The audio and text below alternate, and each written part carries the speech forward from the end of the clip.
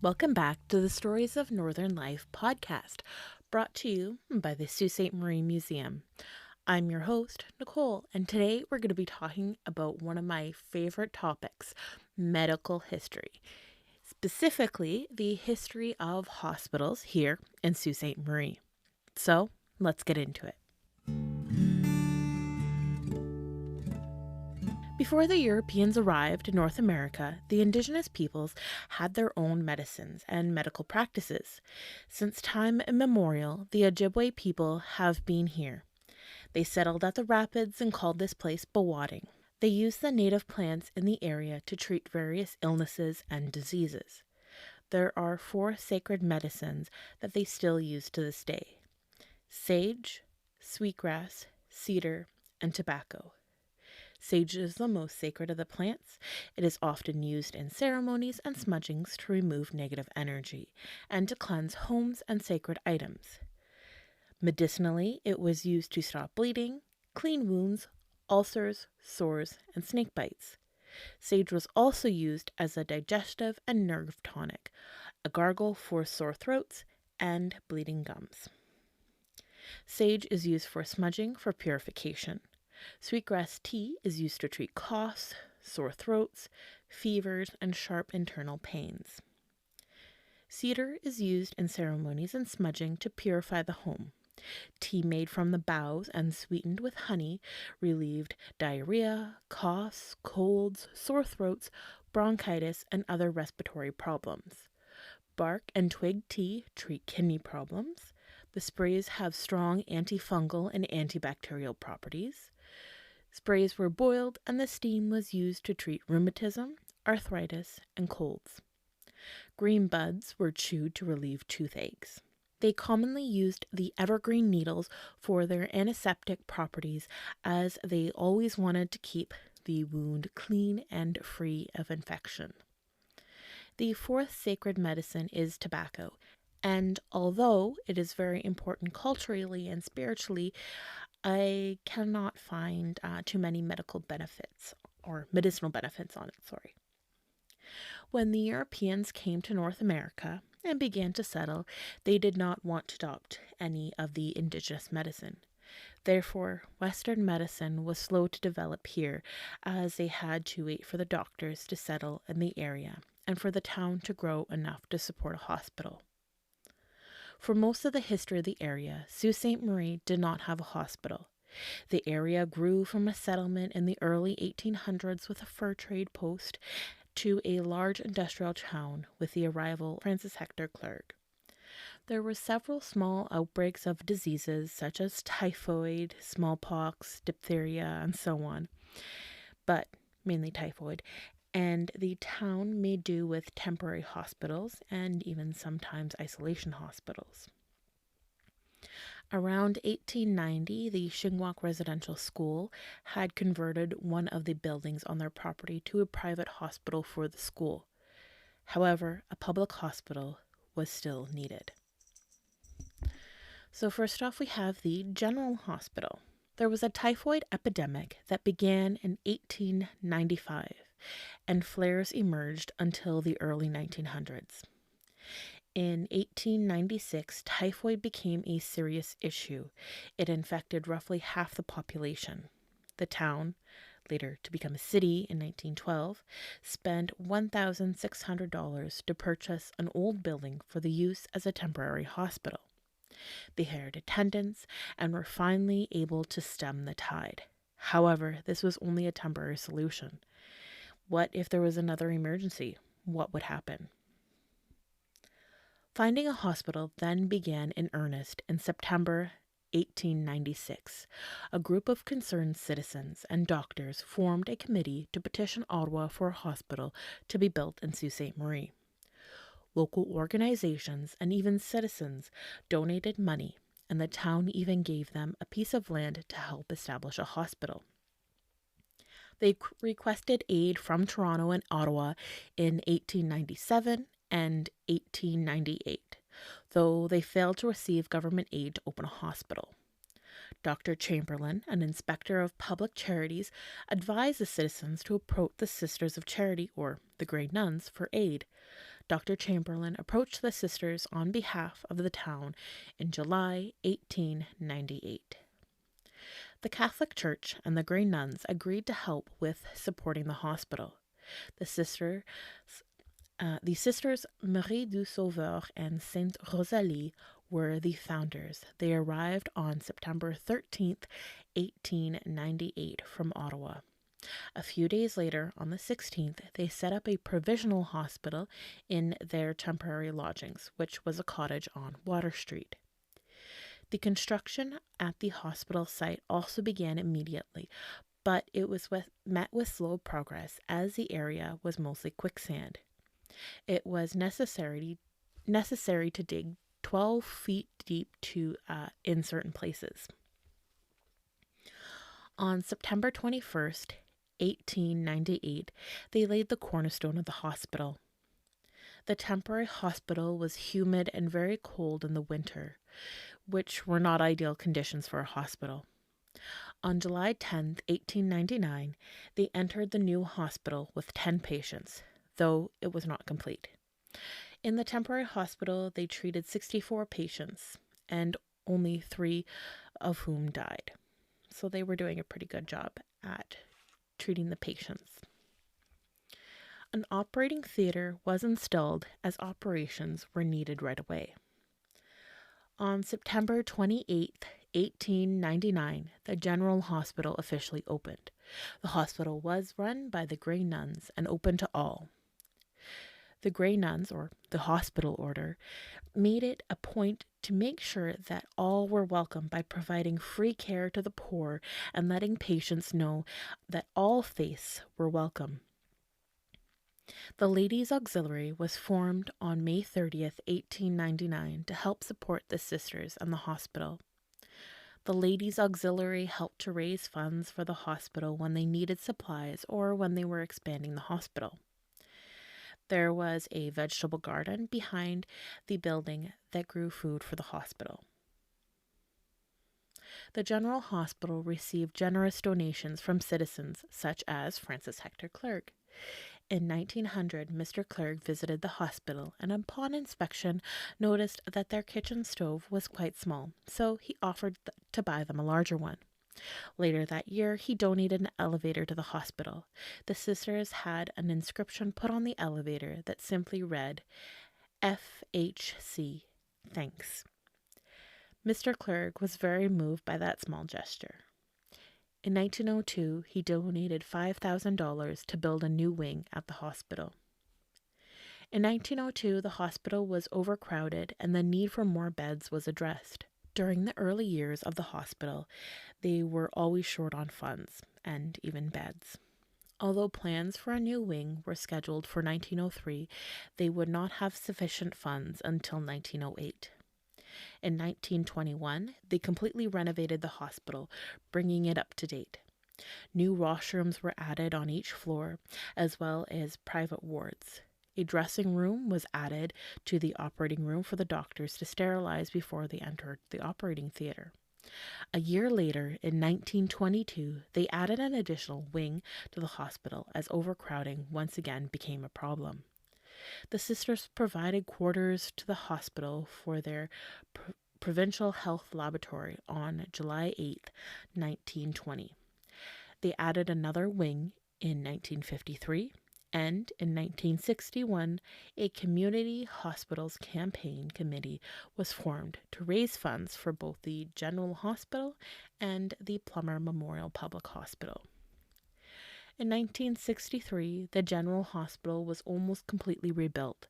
A brand new modern hospital was opened with brand new laboratories and treatment facilities. Nothing remained of the original hospital of 1898. The hospital celebrated its centennial in 1998. That same year, sponsorship was transferred to the Catholic Health Corporation of Ontario. Now, let's look at the Plummer Memorial Public Hospital. When overcrowding in the General Hospital became an issue in 1902, discussion of building an additional hospital was raised. However, the government would only support one hospital for towns of 10,000 people or less. The citizens wanted a separate non denominational hospital, and in 1906, Uriah McFadden established the Algoma Benevolent Society, or the Algoma Benevolent Hospital Association. Over the next 10 years, plans for a new hospital were drawn up and property was purchased.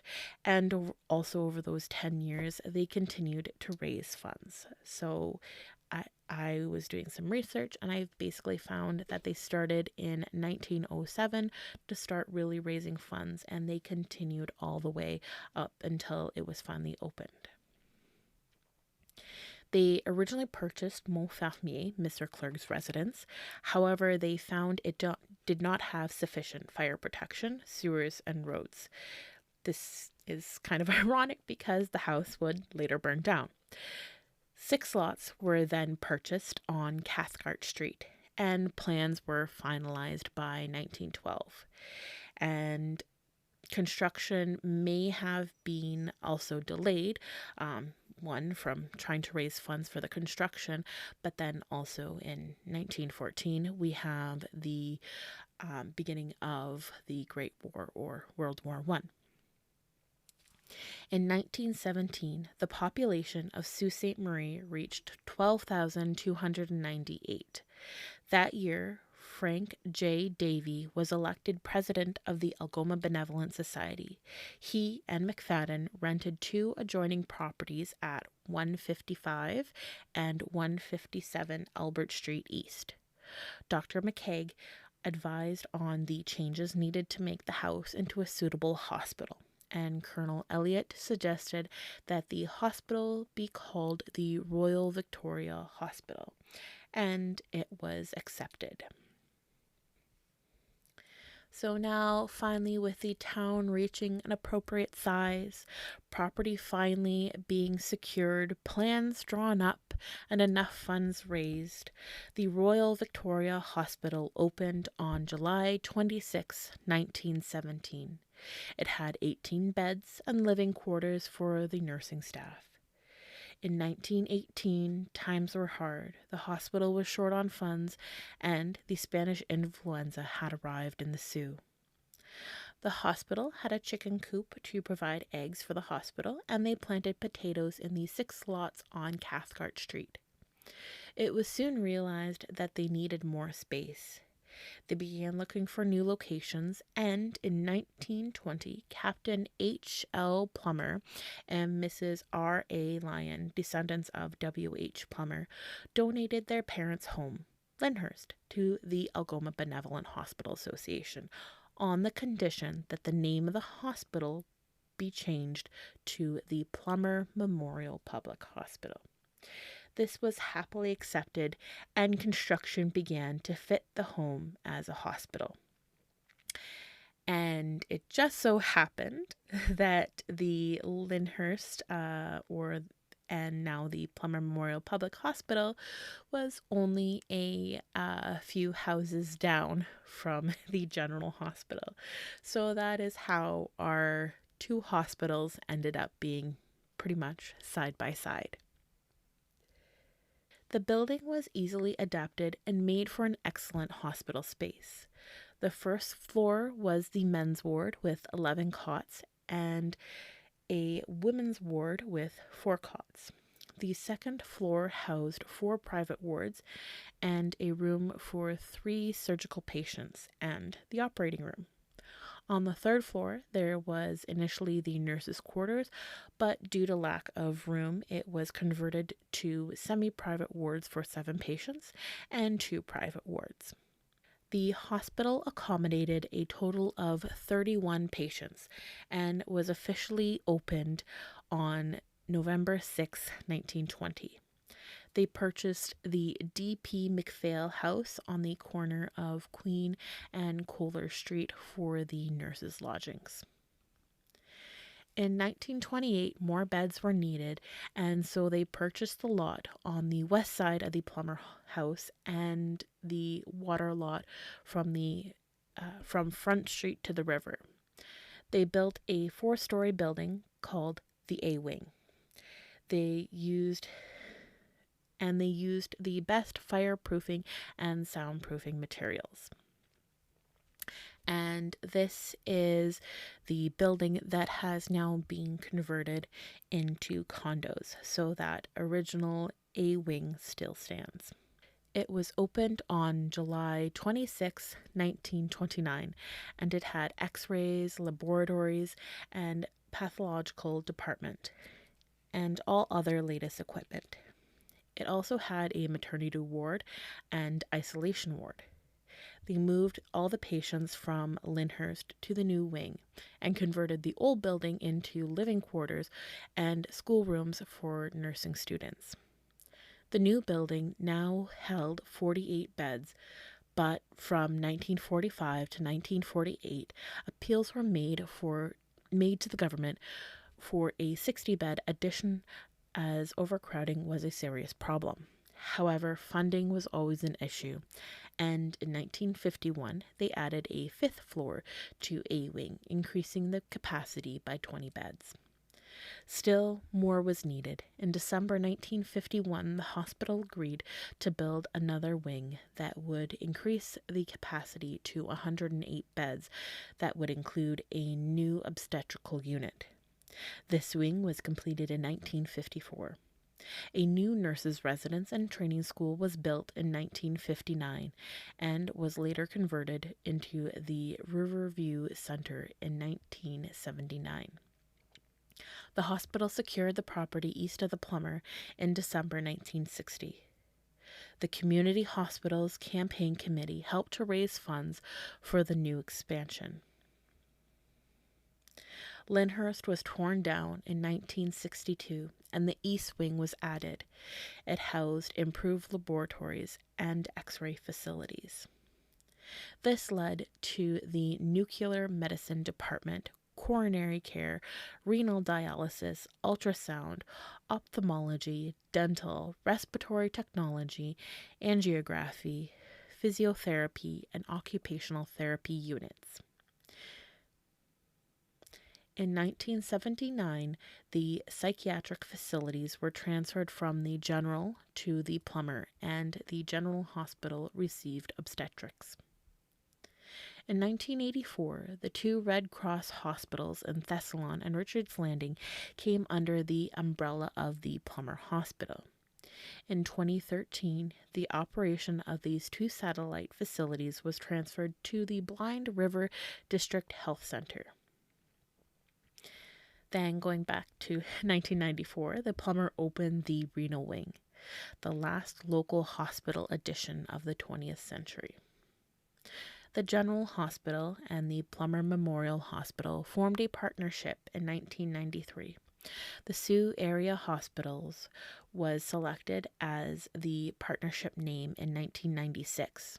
And then, in 2001, the provincial government announced support for a new hospital in the north end of the city and the formation of a single hospital corporation, Sault Area Hospital. The new Sault Area Hospital opened March 6, 2011. Now, each of these hospitals also had their own nursing schools. So for the General Hospital, we had the St. Mary's School of Nursing. In 1908, they began the nursing school at the General Hospital so that they could train nurses locally. The first graduating class was in 1912. The sisters undertook the training and supervision of the nursing students and would do so until the school closed in 1972. In 1932, construction began to erect a new home for the nurses that adjoined the General Hospital. Now on to the Plummer Memorial Nursing School. In 1918, when the Spanish influenza outbreak occurred in Sault Ste. Marie, the Plummer, then the Royal Victoria Hospital, had many nurses struck with the illness. The head nurse, Miss McGregor, worked a 42-hour shift and was asked what was needed to help her. She suggested a training school so that students need not travel out of town for a non-denominational nursing school. The school was then started in 1918 and 4 students enrolled. The first graduating class was in 1921. The nursing students lived at the D.P. McPhail home until 1929, when the A wing was completed and they moved into Lyndhurst. More nursing students could be accommodated in the new building. They trained in the hospital and had to work 12-hour shifts 7 days a week, only receiving 2 hours off in the afternoons. The shifts were later reduced to 8 hours, which the nurses greatly appreciated. For many years, the nursing school operated without a full-time principal or regular teacher.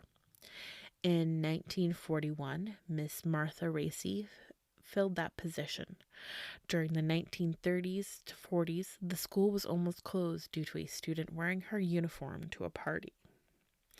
It was saved from closure due to the intervention of Mr. Davy. In the 1940s to 50s, the school had a number of problems with the principals. In 1958, construction began on a new school of nursing overlooking the river. The school opened on Florence Nightingale Day on May 12, 1959. In June 1971, on the 50th anniversary of the school's first graduating class, the school graduated its last class.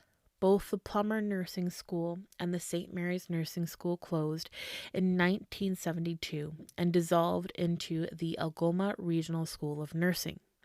Sault College then overtook the training of the nurses after that. The nurses trained at Sault College in conjunction with Laurentian University, and this has continued to this day. Lastly, we have candy stripers. Candy stripers were hospital volunteers, typically women in the historic pink and red and also white striped dress. Today, they are called hospital volunteers, and they assist nurses performing many tasks. They assist with cleaning, bed changes, transporting patients around the hospital, administration duties, and managing the gift shop and various other tasks. So there is the history of hospitals in Sault Ste. Marie.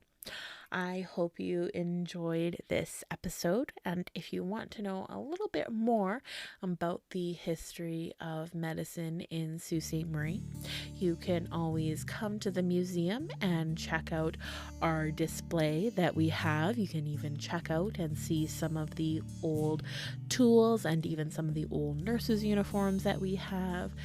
And there is also a book in the gift shop of the history of medicine in the Sioux all the way up until about the 1920s that was written by one of our local doctors. So come to the museum and check us out. Thanks for listening. Bye.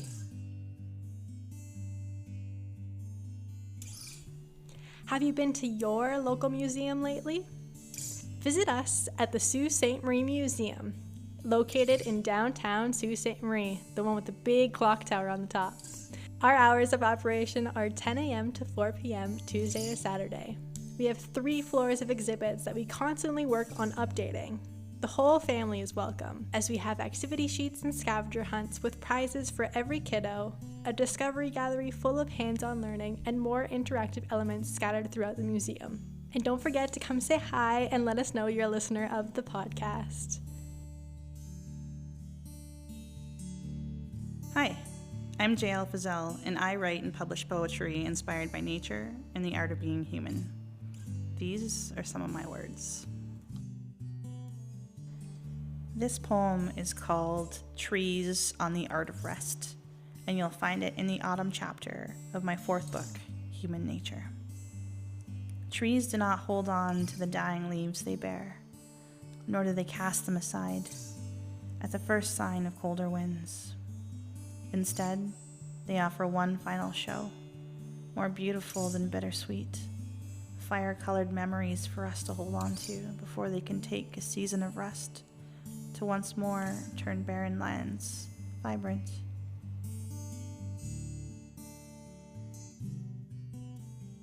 I hope this poem took you somewhere inside yourself that you needed to go. You can listen to my story here on the Stories of Northern Life podcast. Links are in the show notes.